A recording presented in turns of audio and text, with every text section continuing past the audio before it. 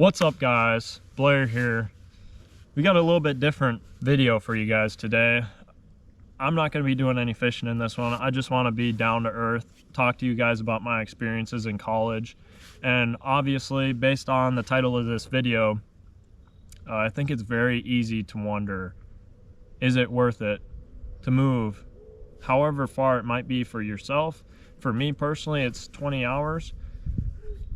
Move that far away from home to try to chase a dream. I'm just going to get right into this video. I want to try to make it as short and sweet, which I'm not very good at doing that when I start talking. I'm a very elaborate talker, but whatever. We're going to see what we can do here. For me, the answer to that question has been yes. That's the easy answer for me. The opportunities that I've had since I've moved down to Alabama, even though it is 20 hours away from home, and even though I miss my family a lot, and I miss a lot of those things like deer hunting back home, Thanksgiving, I pretty much just go home for Christmas through the school year. Fortunately, I do go back for the summers, but it's been worth it. It's an opportunity you can't pass up.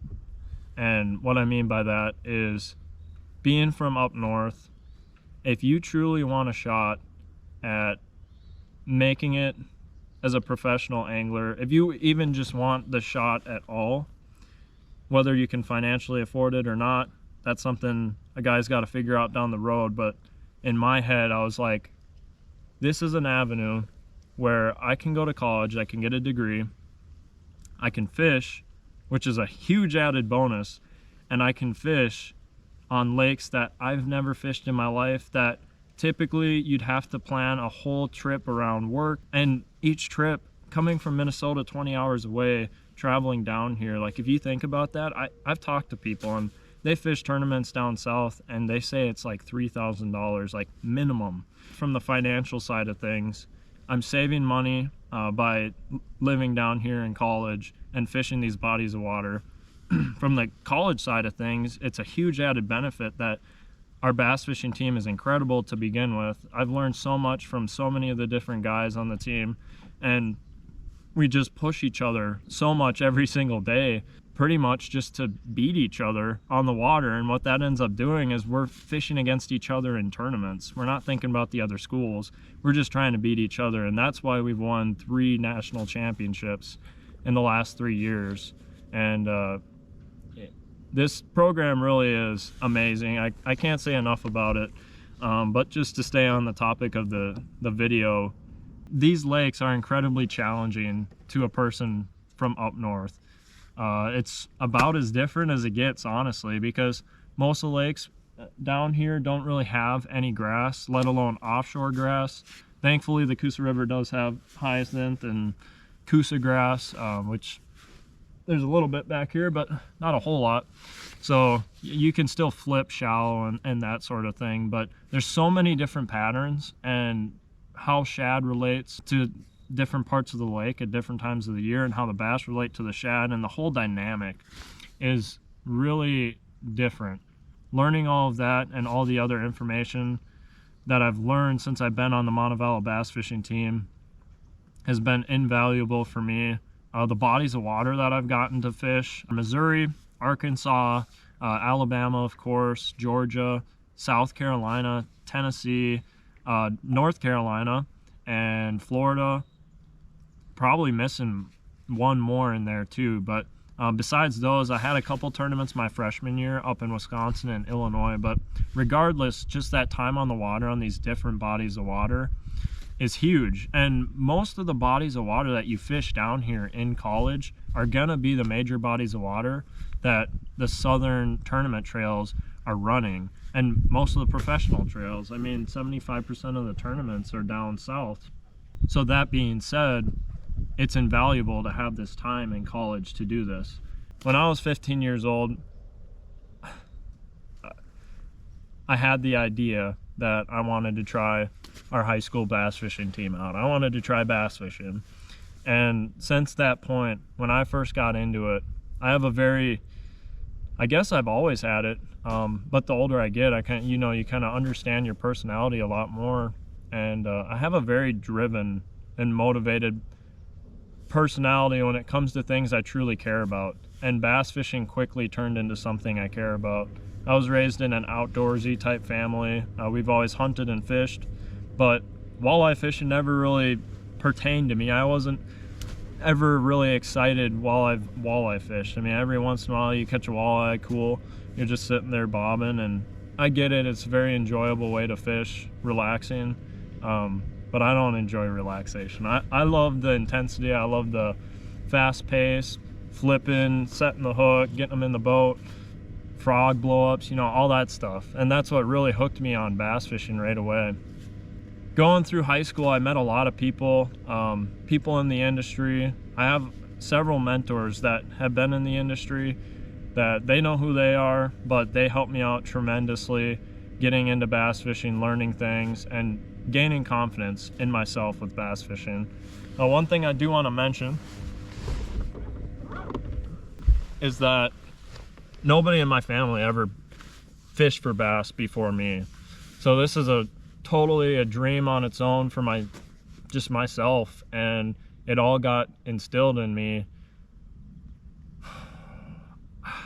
Probably the first bass I remember catching, my family was on a walleye fishing trip, a houseboat trip in Ontario, Canada, out of Sioux Narrows. And we docked our houseboat up on an island, fished there for a week, and the walleye fishing was incredible. It was actually fun walleye fishing. You just sit there and jig and catch a bunch of them, but there were several days where we'd have our limit and we couldn't keep anymore. So one day my dad and I actually went out bass fishing, and I guess we weren't bass fishing, we were actually fishing for northern, and we were throwing husky jerks, which are like mid-size, kind of upgraded size jerk baits for pike. And I ended up casting mine into a laydown, and at this point, like, I still didn't really know how to fish, and I was jerking on my husky jerk trying to get it out of the laydown, and it's flipping around over the limb, and it's hanging like maybe a foot out of the water, hanging in this limb, and it's just jerking around up here as I'm trying to rip it off this tree.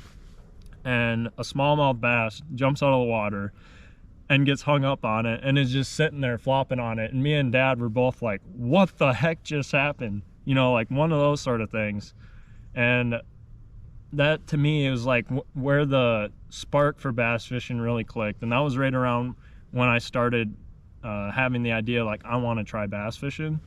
But I don't know really where my overall passion for it has come from, besides the fact that I put so much effort and work into being the best angler that I can possibly be, with performance on the water, and also just like integrity wise. There's a lot of people in fishing that you'll question completely where their integrity is with it and that sort of thing, and that's a whole nother can of beans or whatever you'd say that I'm not even going to get into. But I was raised to be hardworking, trustworthy, and respectful, and that's really how I live my life in a lot of ways. Fishing, especially bass fishing, is something I have a lot of respect for. So that's where my passion really comes into play when it comes to, you know, making videos like this. And a lot of it is just trying to give back, honestly, because I'm very grateful every single day I get to do something like this, get out on the water. And I know there's a lot of people that don't have that opportunity, so I just feel the need to post content and do this sort of stuff. But I need to get back on track with the video. I don't really know where I was going there. A little bit of a side tangent, which I'm good at, but somewhere in the lines there I was talking about the worth of moving down to Alabama to fish.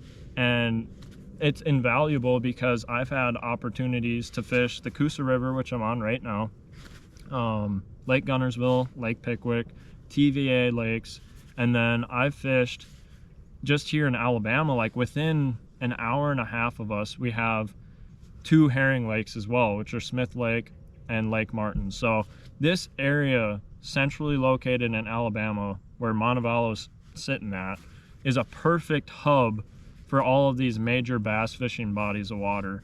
And for a person coming from up north that does not have the experience, all I've ever fished is glacial bodies of water. that are man-made, or not man-made, just naturally made. They don't have current in them. You know, it's a huge difference when you first get down here. My freshman year, man, I thought I was lost. It was like one of those deals where coming out of my senior year, I finished 3rd place in team of the year with my partner Brandon, and I was like, man, I can't wait for college fishing. Like, I cannot wait to get right into it and hit it headstrong and like, let's make this happen sort of thing. And I was kicked on my butt really fast. After our first couple tournaments, I realized, man, there's a lot I need to know. So I've learned a lot since then. I'm 2.5 years into college right now. I'm in my junior year, and to look back on how far I've come in 2 years is incredible to me. That's something everybody's gonna have different experiences with, but I think everybody can relate to it. When you put time into something for 2 years, 5 years, 1 year, half a year, you know, and you see the results coming from it, that's something that is just, it's one of those things that just, you can look back on and it makes you feel really good. I would have never learned any of this stuff if it wasn't for this opportunity to come to Montevallo. So I've never really publicly said it, but I think it's like, I mean, I'm sure people have probably wondered, like, you know, I post all this fishing stuff, but I don't ever really hype up what I'm getting at as a future endeavor, I guess you could say. Obviously, professional bass fishing is kind of the dream. If there was a way to do it for me, if I could ever see a feasible path that made sense, I will probably put my life's effort into it, truly. But right now I'm actually getting a computer science degree at Montevallo.